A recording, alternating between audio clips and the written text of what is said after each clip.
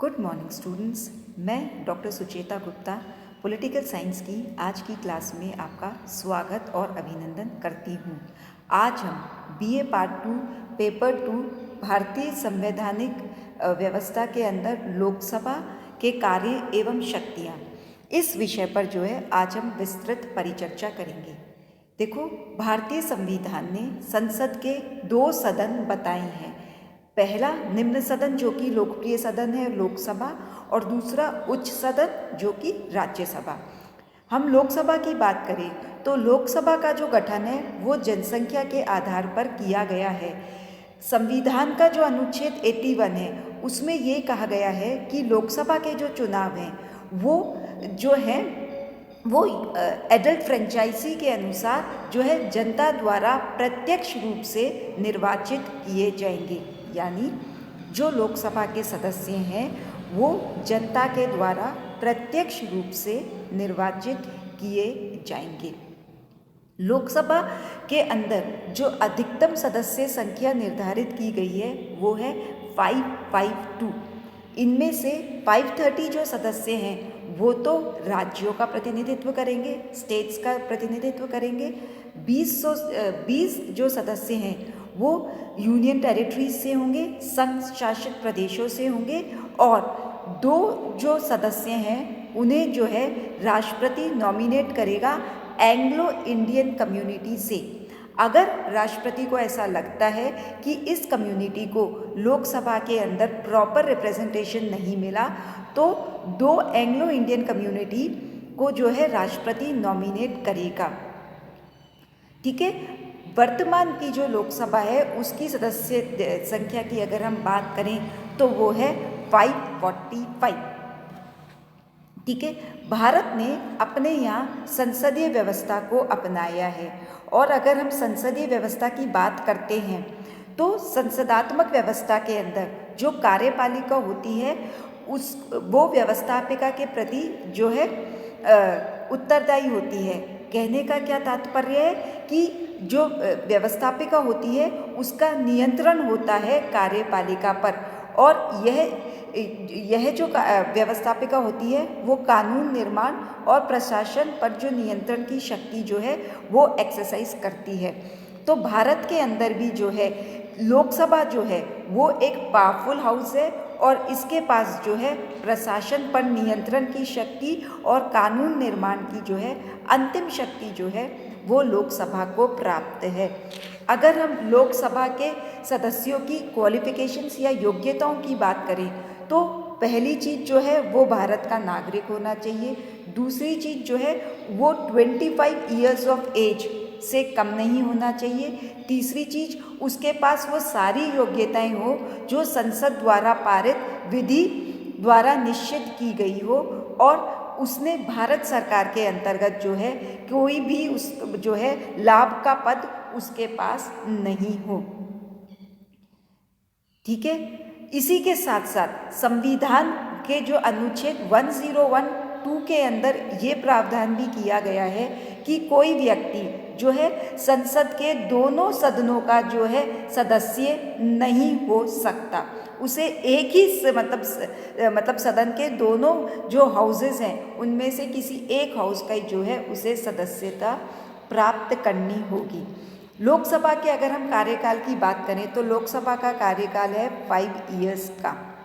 हालांकि 42nd constitutional amendment के द्वारा इसकी जो अवधि है उसे 6 वर्ष के लिए किया गया था, लेकिन 44th कॉन्स्टिट्यूशनल अमेंडमेंट में जो है इसे हटा के पुनः जो इसका कार्यकाल है उसे 5 ईयर्स कर दिया गया।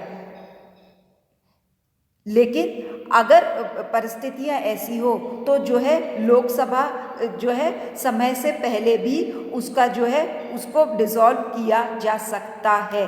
जैसे 1979 के अंदर जो लोकसभा थी वो समय से पहले वो डिसॉल्व हुई। 1989, 1991, मतलब कहने का क्या तात्पर्य है कि लोकसभा का जो है उसे अपने कार्यकाल से पहले भी जो है भंग किया जा सकता है। ठीक है। अब हम लोकसभा की अगर शक्तियों की बात करें कि डिटेल मतलब उसकी क्या क्या शक्तियाँ हैं, तो देखो जब भी संसद की शक्तियों की बात की जाती है तो बेसिकली संसद की जितनी भी शक्तियाँ हैं वो लोकसभा की शक्तियों में ही आता है। निम्न सदन होने के साथ साथ जो है लोकसभा राज्यसभा की तुलना में अधिक शक्तिशाली सदन है। शक्तियों पर अगर हम बात करें, पहली शक्ति पर बात करें तो वो है उसकी विधायी शक्ति।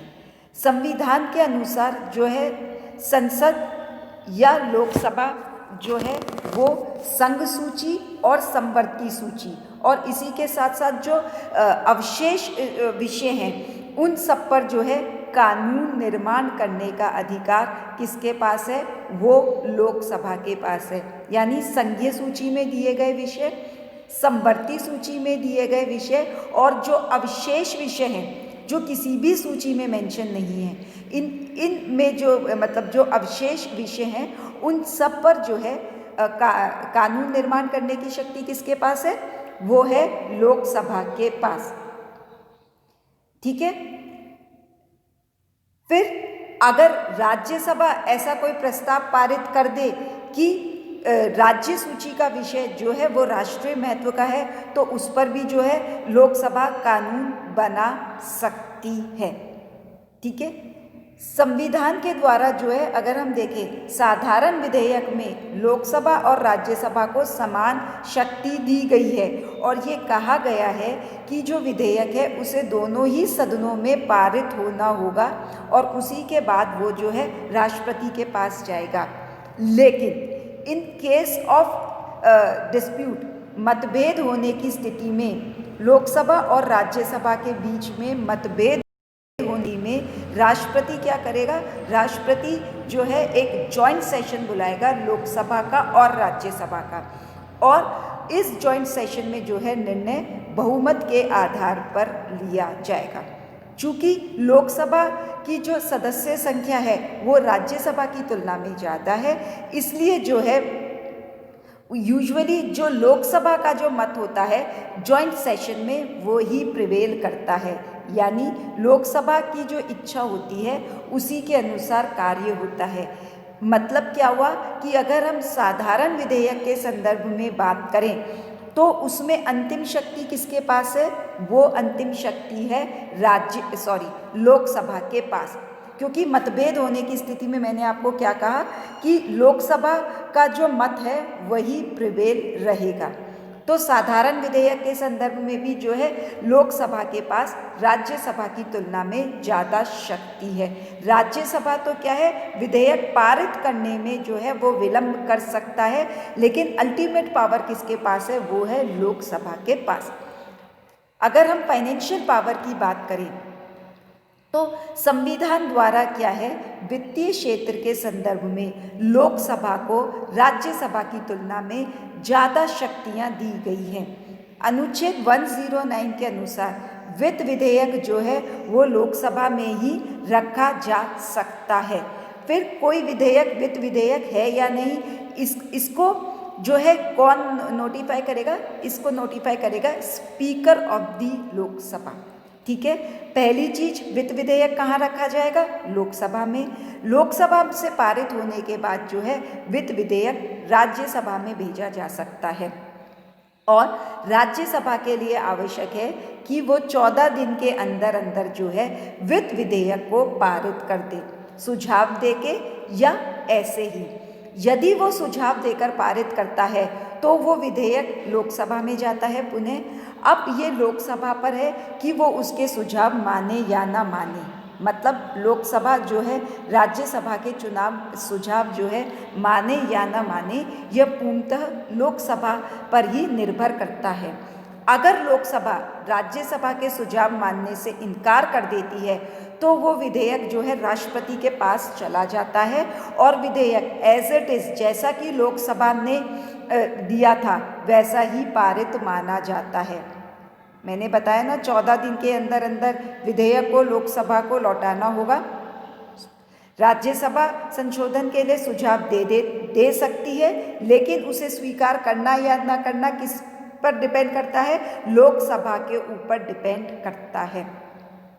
और यदि वित्त विधेयक प्राप्त होने के 14 दिन के भीतर राज्यसभा जो है सिफारिशों सहित या सिफारिश के बिना वित्त विधेयक लोकसभा को न लौटाए तो जो है ऐसा मान लिया जाता है कि यह जो वित्त विधेयक है दोनों सदनों से पारित हो गया और ये राष्ट्रपति के पास जो है स्वीकृति के लिए भेज दिया जाता है।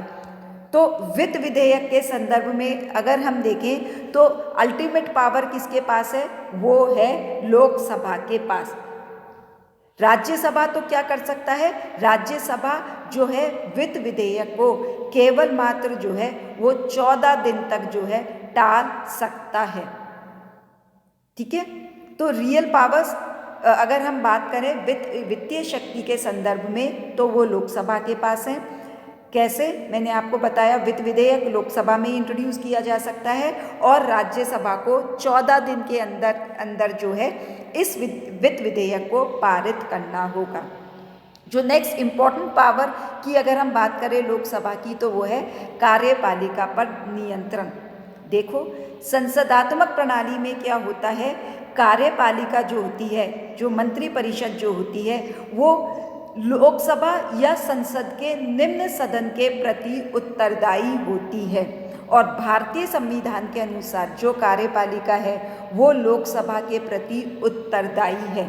मंत्रिमंडल जब तक अपने पद पर बनी रहेगी जब तक कि उसे लोकसभा में विश्वास प्राप्त है। मंत्रिमंडल सामूहिक रूप से लोकसभा के प्रति उत्तरदायी होती है। लोकसभा अनेक प्रकार से कार्यपालिका पर नियंत्रण रख सकती है। वह प्रश्नों के माध्यम से, पूरक प्रश्नों के माध्यम से, सरकारी नीति के संदर्भ में, सरकार के कार्यों के संदर्भ में समय समय पर सरकार से प्रश्न पूछ सकती है, उसकी आलोचना कर सकती है। वह सरकारी विधेयक को या बजट को स्वीकार कर सकती है, उसमें मंत्रियों के वेतन में कटौती प्रस्ताव स्वीकार कर सकती है, कट मोशन ला सकती है, काम रोको प्रस्ताव ला सकती है, सरकार की जो नीति की गलतियां हैं उसे भी वो उजागर कर सकती है। और इन सब के बावजूद भी अगर लोकसभा को लगता है कि सरकार सही तरह से काम नहीं कर रही और उसने मंत्रिमंडल ने लोकसभा से अपना विश्वास खो दिया है तो लोकसभा द्वारा जो है अविश्वास प्रस्ताव पारित करके जो है कार्यपालिका और मंत्रिमंडल को जो है अपने पद से हटाया जा सकता है। ठीक है, और भारत में कई बार ये देखा भी गया है कि मंत्रिपरिषद द्वारा इसलिए इस्तीफा दे दिया गया कि उनके पास जो है लोकसभा में बहुमत हासिल नहीं था। अगर हम देखें तो 1979 में मोरारजी देसाई की जो सरकार थी, 1990 में विश्वनाथ प्रताप सिंह की जो सरकार थी, 1991 में जो वाजपेयी जी की सरकार बनी, तो उन्हें लोकसभा में बहुमत प्राप्त न होने के कारण या विश्वास प्राप्त न होने के कारण उन्होंने जो है इस्तीफा दे दिया। ठीक है, इसके अतिरिक्त जो है लोकसभा जो है संघ लोक सेवा आयोग, महालेखा परीक्षक, वित्त आयोग, भाषा आयोग आदि के जो प्रतिवेदन हैं उस पर भी जो है अपने विचार व्यक्त करती है। तो इन सब माध्यम से क्या करती है लोकसभा जो है वो कार्यपालिका या अगर हम स्पेसिफिकली बात करें मंत्रिपरिषद को अकाउंटेबल रखती है।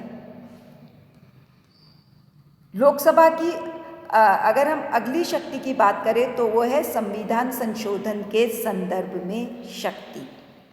देखो संविधान संशोधन संबंधी जो शक्ति है यहाँ लोकसभा और राज्यसभा दोनों के पास ही जो है समान अधिकार प्राप्त है। संविधान के अनुच्छेद 368 के अनुसार जो है संविधान में संशोधन करने का जो अधिकार है वो संसद को दिया गया है।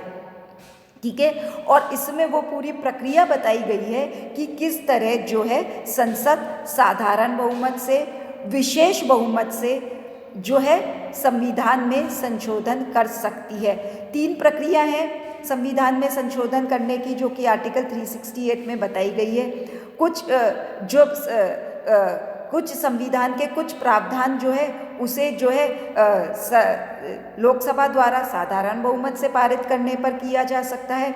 संविधान के कुछ प्रावधानों में संशोधन जो है लोकसभा और राज्यसभा द्वारा विशेष बहुमत जो कि 2/3 बहुमत होता है उसके द्वारा किया जा सकता है। और जो कुछ प्रावधान है संविधान के उसके अंदर जो है संशोधन लोकसभा और राज्यसभा के बहुमत के साथ साथ जो है आधे राज्यों की स्वीकृति के बाद किया जाता है।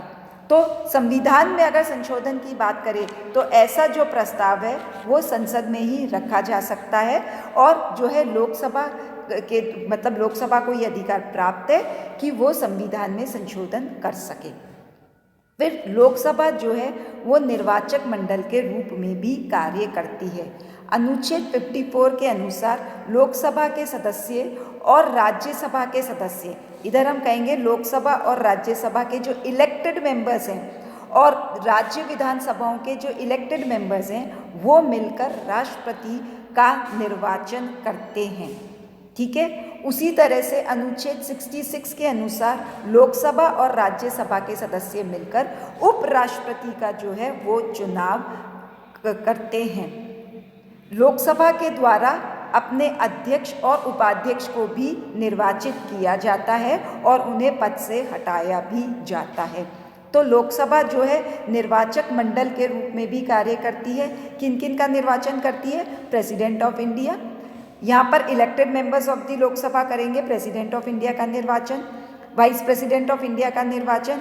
उसके अलावा जो स्पीकर है लोकसभा और राज्यसभा का, उनके भी जो निर्वाचन का कार्य है वो लोकसभा के द्वारा किया जाता है। उसके अलावा जो लोकसभा जो है जनता की जो शिकायतें हैं उसका निवारण करने का काम करती है। देखो बच्चों, लोकसभा जो है वो जनता के द्वारा प्रत्यक्ष रूप से निर्वाचित होकर आती है, इसीलिए वो जो है जनता की समस्याएं, जनता के विचार, उनकी जो भावनाएं हैं वो समझती है और उसे सरकार तक पहुंचाने का काम करती है।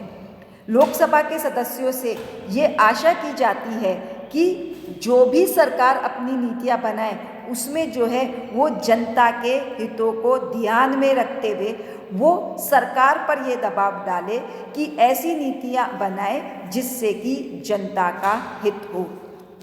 इन सब के अलावा जो है लोकसभा के पास और भी विविध कार्य हैं, जैसे लोकसभा और राज्यसभा मिलकर जो है राष्ट्रपति पर महाअभियोग ला सकते हैं।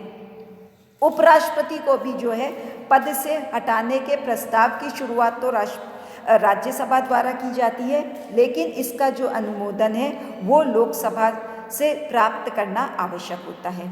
फिर लोकसभा और राज्यसभा मिलकर जो है हाई कोर्ट और सुप्रीम कोर्ट के जजेस के विरुद्ध जो है वो अविश्वास प्रस्ताव लाते हैं।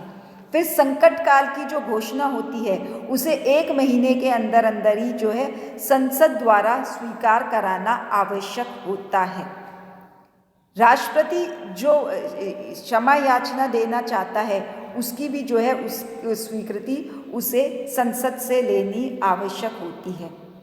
देखो, लोकसभा की अगर हम शक्तियों की बात करें तो यह तो स्पष्ट है कि जो भारत के अंदर अगर हम बात करें तो लोकसभा जो है एक पावरफुल अंग है, और अगर हम बात करें तो संसद के अंदर लोकसभा जो है जनता के द्वारा प्रत्यक्ष रूप से निर्वाचित होने के कारण जो है वो एक महत्वपूर्ण, शक्तिशाली और प्रभावशाली जो है वो अंग बन गया है। और एक्चुअल में अगर हम बात करें तो हम संसद को इक्वलेट करें लोकसभा से, तो यह भी अगर हम जो बात करें तो यह कहना भी अनुचित नहीं होगा। पिछले कुछ समय से अगर हम लोकसभा की वर्किंग की भी बात करें, उसका एक इवैल्यूएशन की भी बात करें, तो लोकसभा ने कार्यपालिका पर जो नियंत्रण करने का जो अगर हम बात करें तो उस स्थिति पर लोकसभा कार्यपालिका पर नियंत्रण रख सकती है जबकि सरकार के पास सदन में निश्चित बहुमत न हो। यदि सरकार के पास सदन में निश्चित बहुमत होता है तो लोकसभा का जो नियंत्रण होता है सरकार पर वो भी कम हो जाता है। लेकिन हाँ, जब मिलीजुली सरकार और गठबंधन सरकारों का जब दौर रहा उस समय अगर हम बात करें तो लोकसभा ने जो है सरकार पर या कार्यपालिका पर नियंत्रण रखने का जो अपना जो राइट था, उनको अकाउंटेबल बनाने का जो राइट था, उसको इफ़ेक्टिवली यूज़ किया। लेकिन इसके साथ साथ ये भी सही है कि लोकसभा के सदस्यों के द्वारा, सांसदों के द्वारा देखा गया है बहुत सी बार असंसदीय भाषा का भी प्रयोग किया गया है, जो कि मतलब नहीं किया जाना चाहिए। खैर, इन सब के बावजूद हम ये जरूर कहेंगे कि लोकसभा जो है इंडियन पॉलिटी का, भारतीय राजनीतिक व्यवस्था का एक बहुत ही महत्वपूर्ण, शक्तिशाली और प्रभावशाली अंग है। उम्मीद करती हूँ लोकसभा की शक्तियाँ आपको समझ में आई होंगी। आज के लिए इतना ही। धन्यवाद।